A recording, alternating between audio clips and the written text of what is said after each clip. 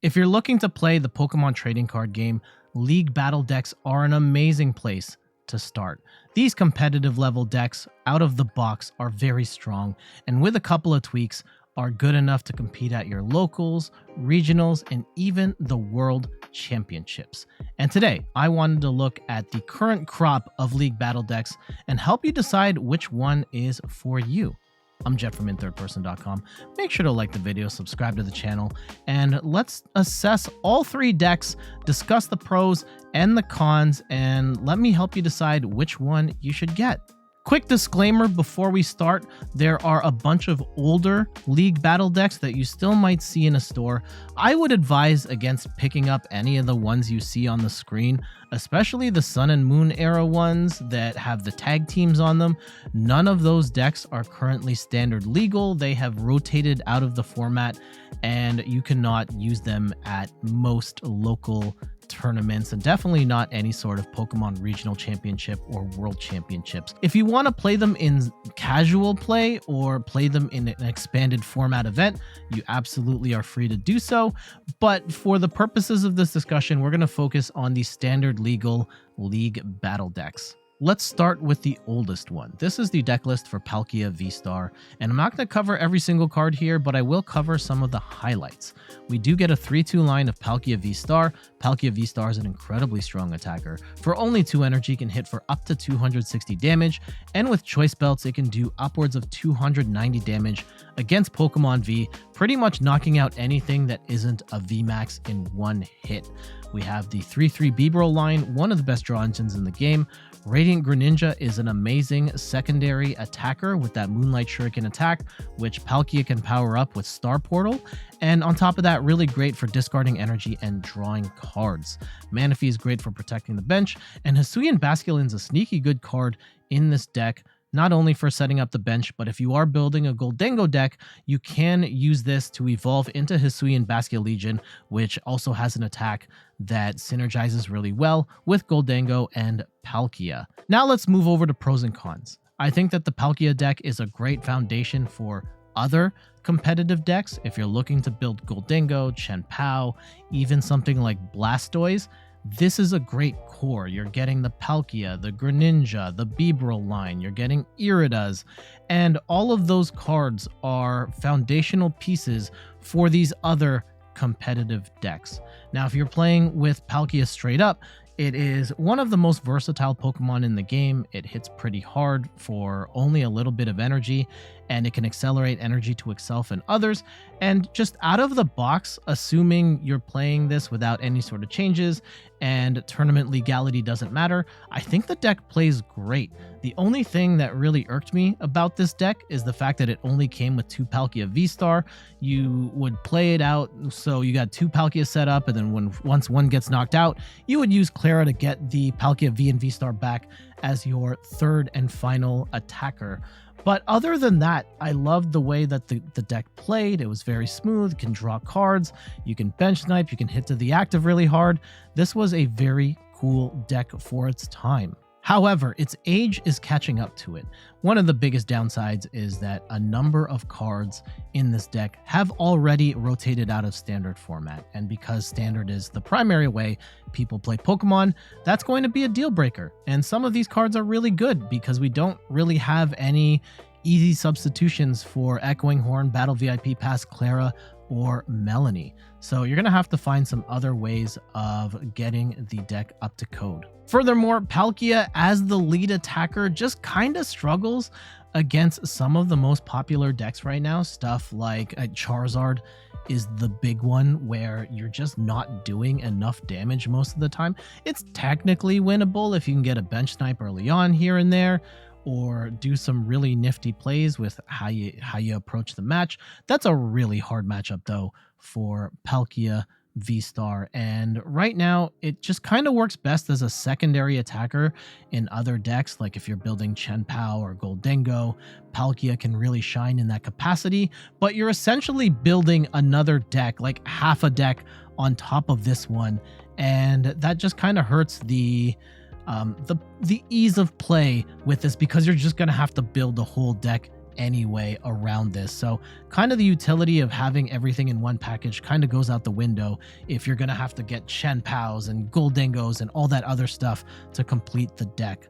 And then, yeah, the biggest flaw for me, besides the fact that a bunch of cards have already rotated out, is that the whole Palkia and Greninja and Bibarel, all of those cards rotate out in 2025. And yeah, I know that's a year from now, but the other two decks will kind of still survive rotation next year, but this one's going to be gone entirely in the next year. And for some people, that's going to be a deal breaker. For others, a whole year of playing Palkia is great, but I do need to flag that here, even if it seems early to wave that flag right now. But it's going to be a deal breaker for some, especially when there are other options that are going to last for a year beyond that. Here are some example builds of what you can upgrade the Palkia deck into. And here's Chen Pao, for example. We're going to throw in a couple of Chen Paos, the Baxcalibur line, Lumineon here, and we're still using our Bibarel draw engine. And the core is largely the same. There are some, of course, some extra pieces like the Superior Energy Retrievals, Earthen Vessels, the Cypher Maniacs decoding and all that. But the core base of your Palkia, your Greninja, your Bibarel lines, Switch cards, Irida, all of those you're getting in the League Battle deck. Here's a Goldingo example. Again, we've got our 2/2 line of Bibarel, Greninja, Manaphy, Irida, Switch cards. All of that we get in the League Battle deck, which makes this a really good foundation for Goldingo. We even have a Blastoise build, and again, Palkia, the 2/2 line of Palkia, Bidoof, Greninja, Irida, the energy cards, the Switch cards, all of that we get. Ultra Ball here as well. We get that in the League Battle deck, which makes it a great foundation for something like this. I don't want to wrap things up with just a thumbs up or a thumbs down, because for some people this is worth it and for some people it's not. So we're going to do this for all three. I'd say buy this deck if you are looking to build Chen Pao or Goldingo. You can use this as a foundation to those decks. If you want a casual play deck that plays smooth out of the box and you don't mind that some of these cards are not standard legal anymore, this deck is great. Just add a third Palkia VSTAR and you're golden. Now, reasons to pass on this deck, I'd say if you want to use Palkia as a primary attacker, for the time being, based on where the meta is currently at, Palkia is not quite strong enough as the main attacker to compete against some of the other decks, in particular Charizard.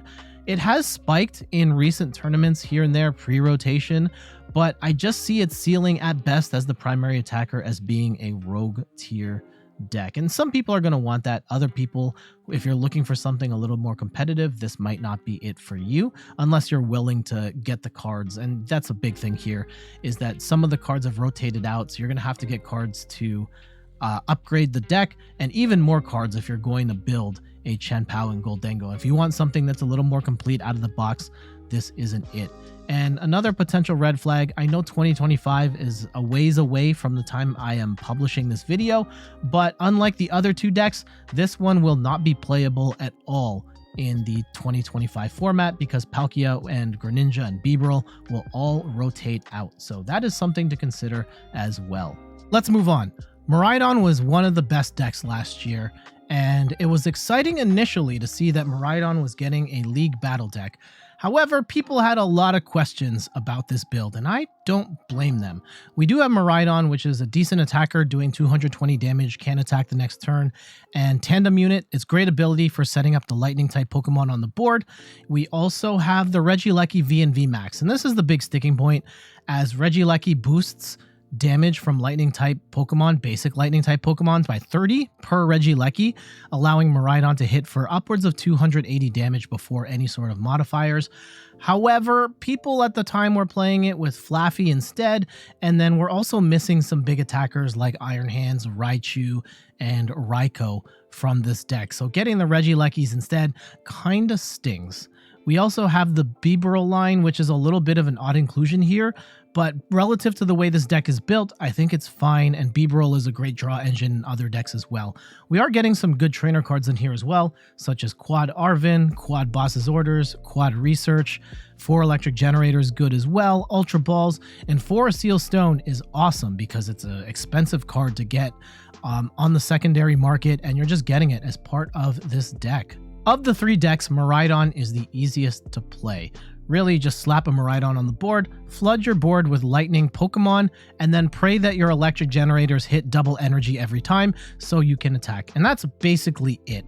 If you're going to build any sort of other lightning decks, I guess outside of the new Future Hands deck, Miraidon's probably going to be in it, so it gives you lots of opportunities to use Miraidon elsewhere. And then Forest Seal Stone in the deck might be the single best trainer card out of any of these 3 decks, and you can splash it into so many different decks, so having it in here is phenomenal. And when fully set up, Miraidon can hit for 280 damage. Technically it's the lowest of the 3 in the sense that theoretically Palkia can hit 290 on a Pokemon V, and Gardevoir's Drifloon can hit for 300 with a Bravery Charm, but I think the Miraidon hitting for 280 is still a very strong number nevertheless, and it's arguably easier to set up than the other 2 combos are. However, there are some big downsides to Miraidon. It's missing all of its key attack partners. We're missing Raikou, we're missing Iron Hands, we're missing Raichu. And if you want to get cute, there's some other lightning attackers you can splash in there that are not in this deck. And then some key support Pokemon are just not here as well. Squawkabilly, Mew EX, a number of post-rotation Miraidon lists are now running Radiant Greninja, and then reattaching that energy with Energy Sticker as a potential option, and none of that is in here. So you're really relying on Miraidon, your supporter cards, and electric generators to hit. And that can make the deck feel really wonky. And speaking of which, the energy acceleration is a bit of a problem here. Yes, we have electric generators, but if they're not hitting at a decent clip or you don't draw into them in time, you're basically screwed. And the deck really has a hard time recovering if you don't get those generators early and if you don't attach a bunch of energy early. And then it's the biggest problem with Miraidon right now, even after all that, and even if you upgrade it, it's kind of fallen out of favor in the competitive meta.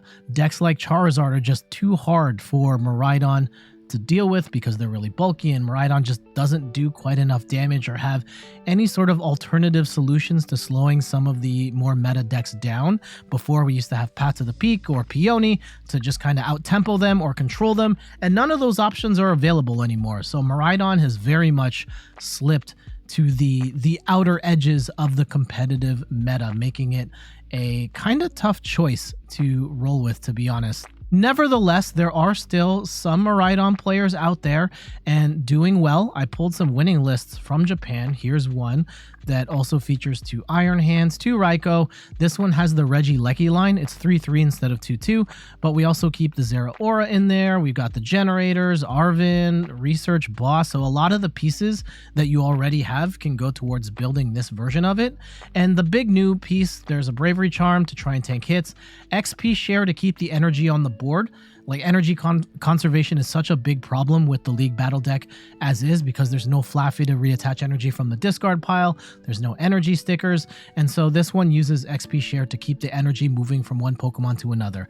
And then we've got Maximum Belt, which lets you hit plus 50 damage on Pokemon EX, and that actually can get you to a point where Miraidon can one-shot a Charizard, which is a really nice touch. Here's another build of Miraidon, which looks a little more conventional, more of that lightning box style deck that we're used to seeing with the Raikou, Iron Hands, Raichu is in here, Mew to draw cards, Squawkabilly for that turn 1 hand refresh, and Zapdos for the extra damage boost. We also see Prime Catcher in here. That's a new A-Spec card for gusting. We still have that Forest Seal Stone in here. Amazing card still, and you're going to get that in the League Battle deck. We have the emergency board for some pivoting. So we don't have the Zeraora in here, but we can attach a emergency board to something like a Raikou, Raichu, or Miraidon to act as our pivot. And then we've got, all these are pretty much the same. Judge here for a little bit of hand disruption. And then we've got a double turbo energy to make Iron Hands a little easier to power up. Also, we do have a heavy baton here, which is again on that theme of energy conservation. When Iron Hands gets knocked out with the heavy baton, you can move your 3 energy to your bench Pokemon in any way you like. So another way to keep energy on the board. If you're looking for an easy to play deck and one that's really aggressive and can attack fast, this is the deck for you. It's a ton of fun to play, and on top of that, you're getting one of the best trainer cards in the game in Forest Seal Stone. However, it does have some major challenges. It does not play particularly smooth out of the box.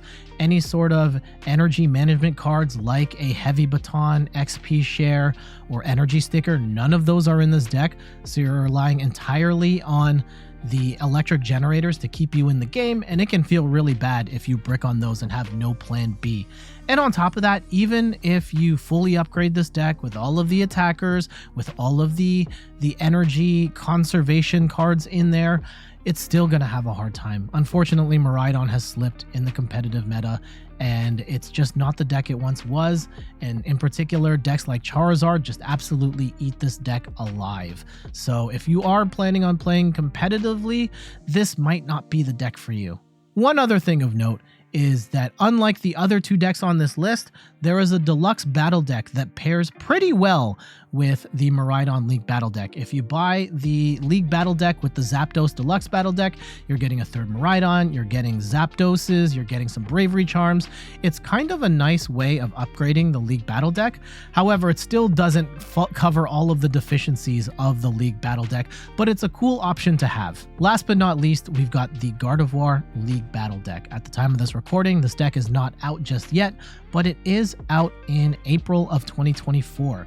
We are getting 3 copies of Gardevoir EX, technically one more than you really need, but Gardevoir is absolutely insane. Its Psychic Embrace ability lets you accelerate as many energy as you want from the discard pile, but you're also going to do damage to your Pokemon that it's attached to, so there's kind of a limit. But you get to do some really cool attacks with Drifloon, which can hit for up to 300 damage. Cresselia can bench snipe and heal your Pokemon at the same time. Mew EX can copy your opponent's Pokemon's attacks and do those as its own. And there's just some really cool attack options in the deck. And based on this build, there's a couple of things I would tweak here. I definitely want a Manaphy in here. I would switch Nest Balls with Buddy Poffins. But otherwise, this is probably the most complete build of any League Battle deck. You could play this right now and have a pretty decent time. And yeah, there's a couple of things I would change here and there, but this is the strongest foundation of any League Battle deck we have in the market right now. We've already talked about this being the most complete League Battle deck. Again, some minor tweaks, Manaphy, maybe a Jirachi, you'll want a Scream Tail or 2 in there, and maybe a couple other tweaks, probably the Buddy Poffins in there as well.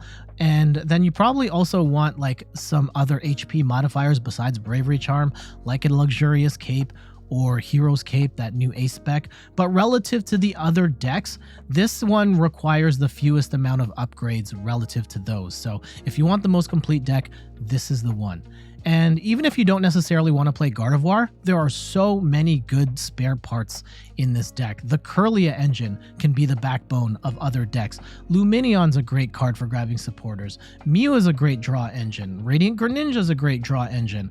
Almost all of these trainer cards are meta relevant and awesome. Even Jacques is starting to see some play in certain decks. So like, it's a really solid lineup of cards, even if you're not necessarily playing Gardevoir. I would say that this deck also has the highest competitive ceiling of the 3 decks, with a bit of a caveat. Future Jet here, I've got to come in and clarify there is no caveats to the competitiveness of the Gardevoir League Battle deck compared to the other 2. In the last couple of days, basically since the last time when I recorded this video that you're watching right now, there's been some developments in the world of Gardevoir. For one, I played the deck, League Battle deck, as is on stream, and I really liked it. It felt very strong. And the one match I did lose was because it didn't have some of the upgrades like a Luxurious Cape and a Hero's Cape that aren't in the League Battle deck, but otherwise I could have won. And I definitely saw the upside in Gardevoir in this post-rotation format. Still felt really good. And it looks like I'm not alone here, because on Limitless, we can see there's been a number of online tournaments, and we've got a number of big finishes: first place, third place, fourth place, first. Some of these have hundreds of people in them, and Gardevoir is still doing incredibly well. And it's not just internationally where this is happening, or in the online scene. Over in Japan, we've got this tier list from Pokega Meshi, and Gardevoir has snuck its way up as the 5th best deck in the game. Like before, at the beginning of their post rotation, Gardevoir wasn't even on the list, and it has worked its way all the way back to like a top 5 deck again. And Pokébook has something similar here where, yeah, based on, I think this is meta share, it is the 5th best deck in the game. So this could flip either way. EUIC may change some things here, but I think, yeah, Miraidon's not on this list. Palkia is not on this list. I guess maybe you'd argue it's in the Chen Pao, but even then, it's Gardevoir is still higher. And I think that this is probably a good spot for Gardevoir being in the upper echelons of decks, making Gardevoir an even better investment than I may have sold it before this part of the video or after this part of the video. So yeah, Gardevoir looking excellent. Now let's go back to the rest of this video. I love this deck. I think it's amazing. I have Gardevoir built, and I'm even considering buying this just because it's got lots of amazing cards for spare parts. However, there are some cons that you should know. Of the 3 decks, this is easily the hardest one to play, and it's also the slowest to set up. It oftentimes takes 2 turns before you're even attacking, and that can feel like an eternity, especially against some of the faster decks like a Miraidon, like an Iron Hands, where they just kind of eat you before you even get set up. So this one definitely has more of a learning curve than the other 2 decks. However, if you're willing to put in that time, you can be rewarded with a deck that theoretically can beat just about anything. And while I do say this is the most complete deck of the League Battle decks, there are a couple of pieces that I would have liked to have seen in this deck, including 1 to 2 Screamtail, a TM Evolution, Manaphy would be nice to protect the bench, some Buddy Poffins arguably instead of the Nest Balls to get our basics down, and then those damage modifiers or the HP modifiers such as Hero's Cape and Luxurious Cape to make our attackers do even more damage. Here's an example of a fully upgraded list. This one is from Japan. We have 2 Gardevoir EX instead of 3, and then we have a Gallade here, which is not a bad attacker, and it also lets you grab a supporter from your deck and put it straight into your hand. So really nice upgrade there. Our attacker spread is the Drifloon along with 1 Screamtail, and then we have a Fluttermane here, which is a little more of a controlling card. It prevents your opponent's active Pokemon from using their abilities. Not really that great of attacker, but it can stall for time if need be. We've got the Manaphy here. We also have those HP modifiers in the Luxurious Cape and the Hero's Cape. We also have the TM Evolution here as well, along with a couple of other nice cards, the Buddy Poffin, and then we even have the Cypher Maniac's code breaking card here as well to stack the deck with cards that we want on the top that we can draw into with Kirlia. This last example is kinda out there and it's pretty new. This one works with the new Raging Bolt EX, which discards energy to do 70 damage for each one you discarded. So you're gonna power up the Raging Bolt with the lightning and the fighting energy, and then attach a bunch of energy to your psychic Pokemon that will be discarded by Raging Bolt when it attacks. If you are looking for the most complete League Battle deck with the highest competitive ceiling, grab this deck. And if you're looking for a deck that, yeah, you can play it straight out of the box and have a good time, but if you're also looking at that deck list and be like, oh yeah, I really want all those Ionos, Boss's Orders, the Lumineon, Greninja, Mew, lots of great cards here if you just wanted to use it for spare parts. Again, I have a Gardevoir deck all built pre-rotation, but I might still grab this anyway just to get extra copies of Mew, Lumineon, Greninja, and all of those trainer cards as well. Though I will say this deck isn't necessarily for everyone. If you want a deck that's on the easier side to play, this one is not it. Definitely has a high learning curve relative to the other 2, so you might want to get the other 2 first before you get the Gardevoir one. Those are my thoughts on the 3 League Battle decks for your consideration that are out right now. Again, those older ones from Mew VMAX backwards, I would not mess with at this point in time unless you want to play expanded. They're just not legal in standard format right now, though they are great in their own right. But between the 3, Gardevoir, Miraidon, Palkia, I'd rank them in that order. And the Gardevoir one is just straight up fantastic. So those are my thoughts on that. What do you think about these League Battle decks? Do you have any of these? Are you excited for the Gardevoir one? Let me know in the comments below. But for now, I got to get going. Thank you so much for watching. You can find me on all the things: YouTube, TikTok, Twitter, and Instagram at In Third Person.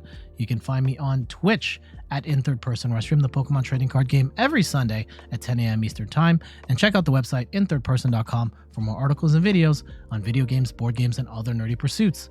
So until the next one, I'll see you later. Bye-bye.